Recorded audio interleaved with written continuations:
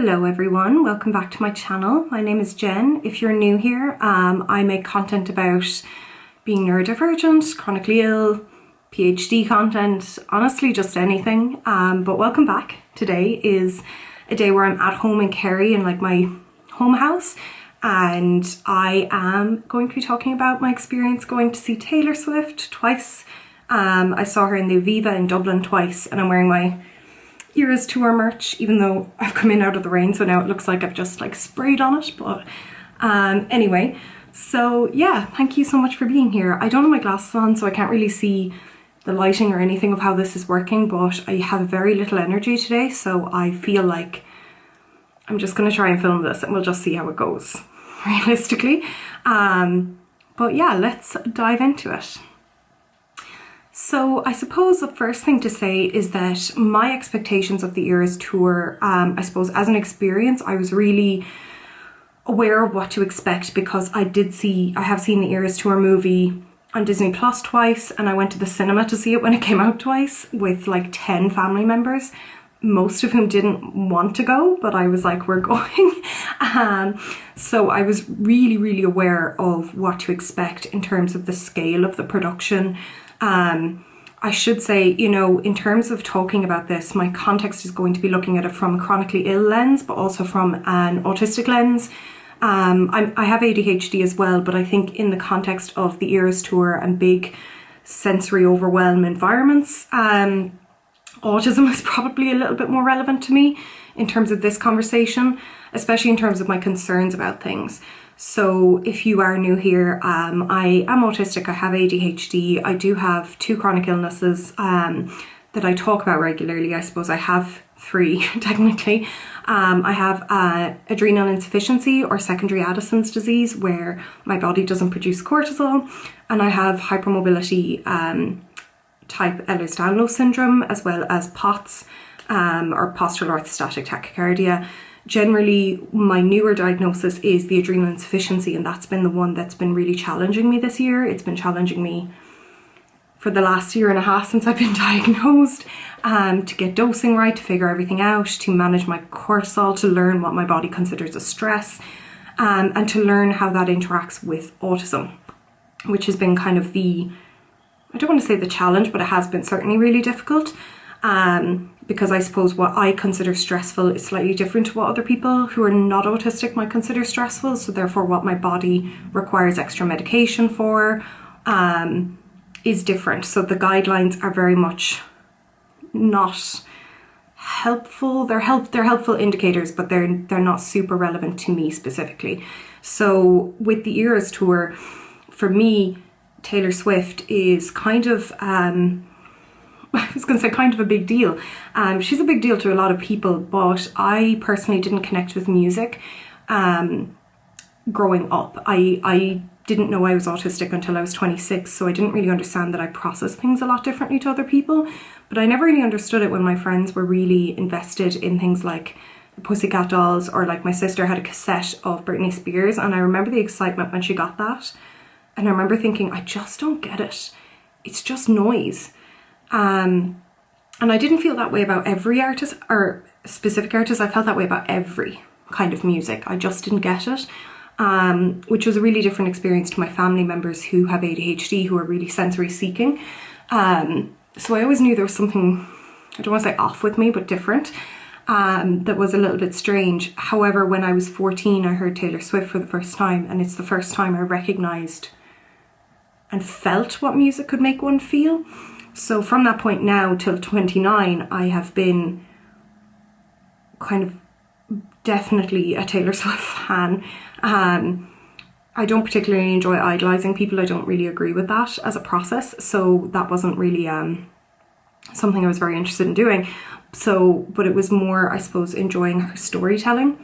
And that's been a really visceral experience. So to have the Eras Tour, which is, you know, like 12 albums, it's like on a grand scale, I knew I was going to need to go, but also potentially going to struggle to modulate my emotional regulation that might impact then my chronic illness. So I suppose my concerns were twofold, which is physical health and neurodivergence. On a physical health level, I was really concerned about the weather.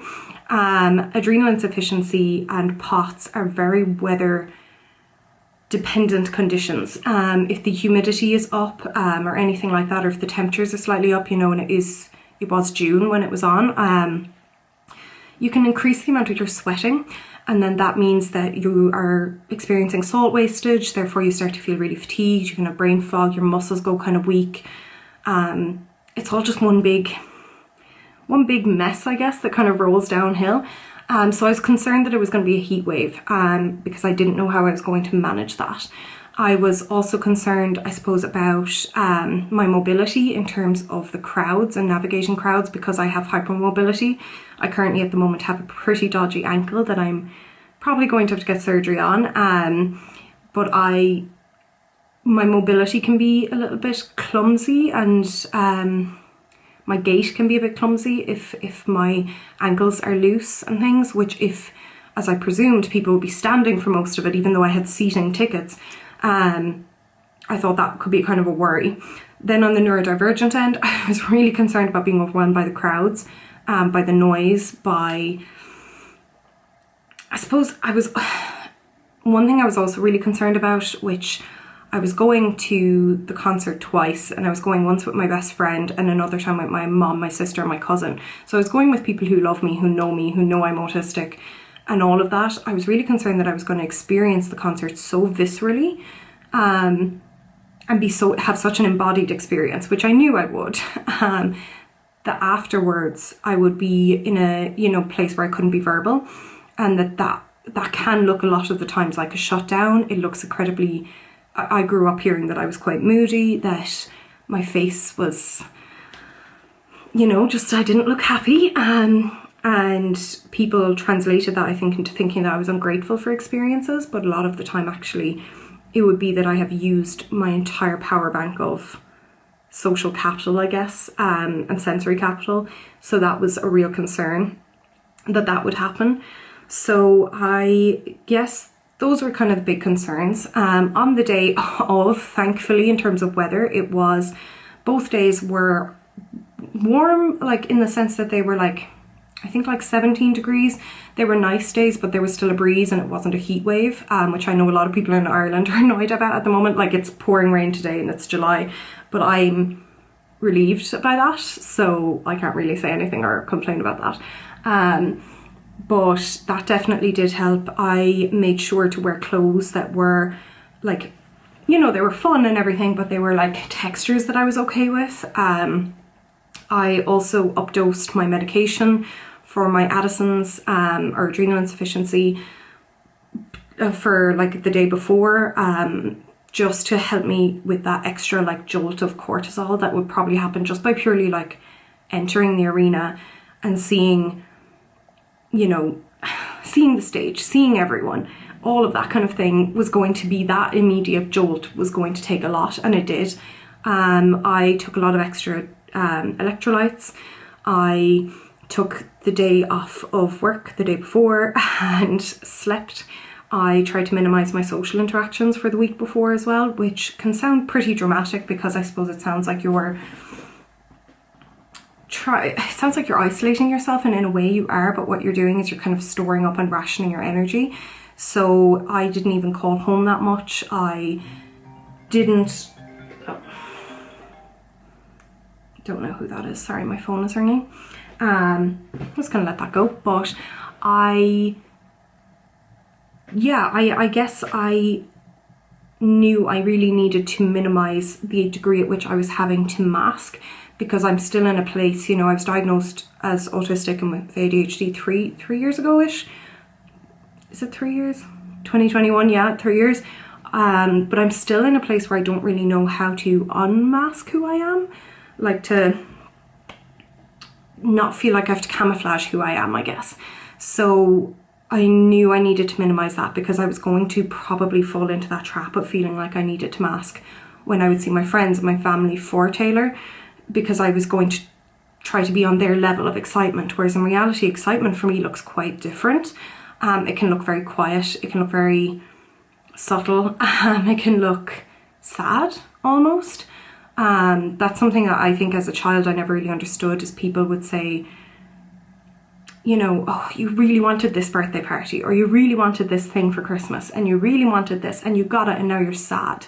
But actually I wouldn't be sad. It would be like the overwhelm of experiencing such raw, visceral joy meant I needed to contain myself and almost reel myself back into myself, gather all of the edges of me and put it back in, and just hold myself without having to do any facial expressions. I would really need to experience like being quite neutral, all of those things. I found that really, really hard to explain as a child, because I could see how other kids and like my sister and everyone else experiences like that excitement and that joy, and oh my god, that's amazing. But I would experience that, but I would experience that it would be so fleeting, and then it would fall into a place of silence, where I need to like retreat back into who I am, to remind myself of who I am, whereas other people tend to be able to have that reaction in a kind of more sustained way. They seem to be able to do that for longer. So I guess I found that hard. I think also I knew as well that I was going to, when I came home from the concerts, it didn't matter if it was like 2 a.m, I was going to really, really have to like shower and decompress and all of those kind of things, because for me, I really like routine. I really like predictability. I always struggle a little bit when people say they love like spontaneity. I think I feel quite a degree of shame that I can't be spontaneous, because I just don't have that in me. I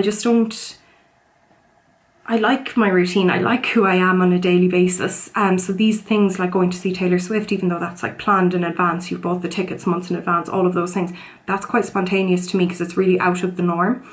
So I need to regulate who I am very quickly and realise who I am and come back to my base really quickly, which means I need to take off the face gems, I need to take off the makeup, I need to shower, I need to wear the familiar pyjamas, try to sleep in a familiar place, which wasn't really possible because we were, you know, staying with family and things. But I really, really did need that.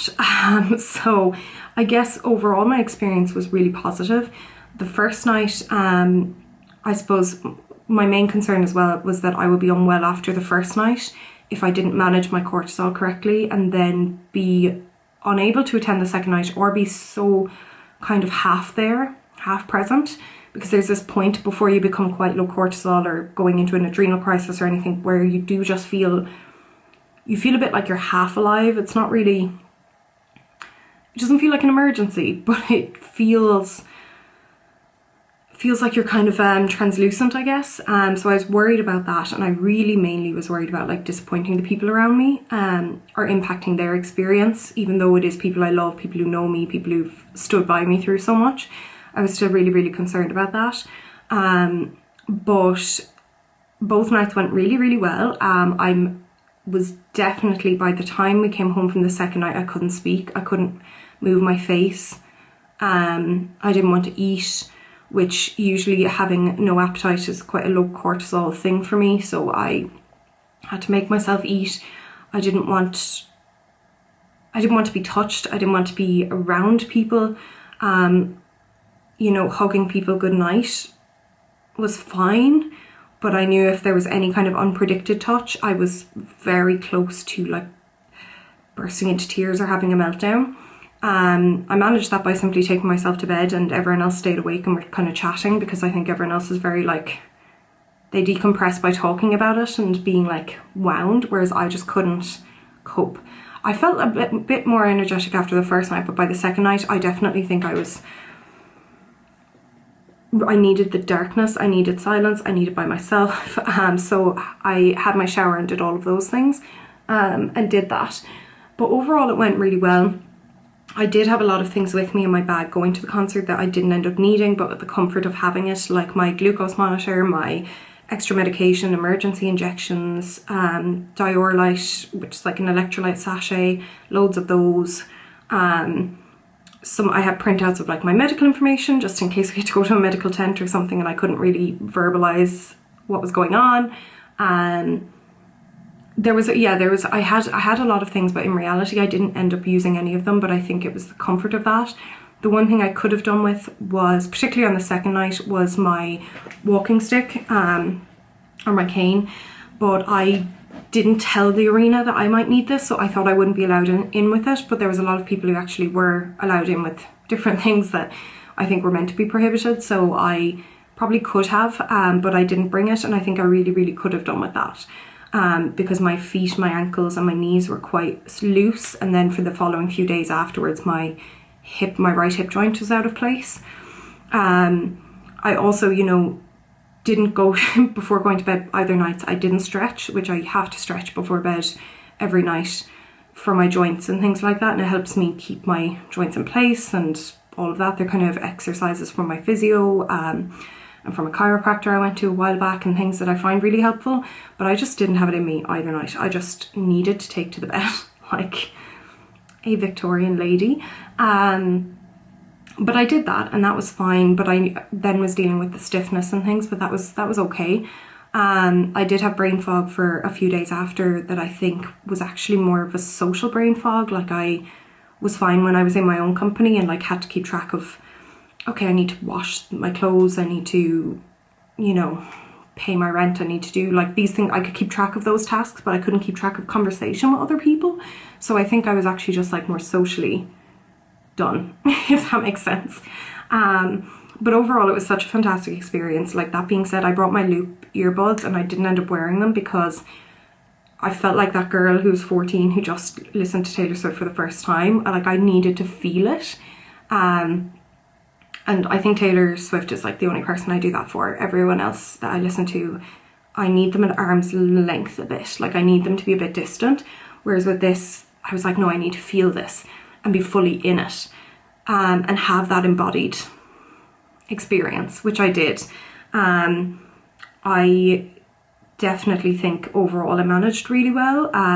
Like, my big fear was obviously ending up in like an adrenal crisis or having an autistic meltdown. Neither of those things happened, thankfully. So overall, big success, a phenomenal experience, and definitely something that I think has given me a little bit of confidence about doing these more overwhelming big things. I mean, this happened at the end of June. If this happened closer to when I had my adrenal crisis, which was at the start of March, I don't think I would have been able to cope, because everything was so fragile after that adrenal crisis for probably like a month to 2 months that I probably feel just able for it now. But I am, like, I have taken a few days off work afterwards, and I've tried to take all of those kind of precautions, and kind of help my joints by taking extra magnesium at night, things like that have been really helpful.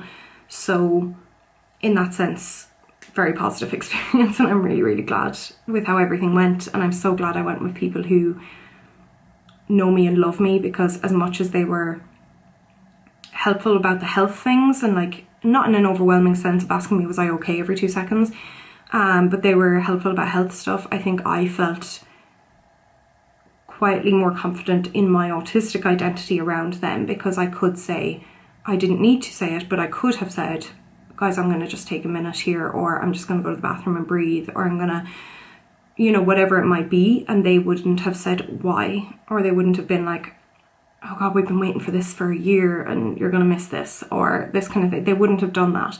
And I think just even knowing that gave me the confidence to advocate for myself in 1,000 small ways leading up to any of those kind of bigger points where you might need to leave or step out. So I didn't have to do any of that. So yeah, overall, a really great experience. I don't remember a lot of it. I feel like a lot of people don't remember a lot of it just because it was so overwhelming. I'm glad I went twice because I don't remember a lot of the first night. I feel like the first night I was just taking it in. I felt like I was like awestruck by absolutely everything. Even though I'd seen the movie, I knew what the set looked like, I knew what the stage looked like, I knew all of that. Didn't matter. So I think the second night was I probably got on better there with that. But that is my little summary, I guess, of how it went. I just wanted to log this for myself as a little bit of a minor success, I guess, of something that happened.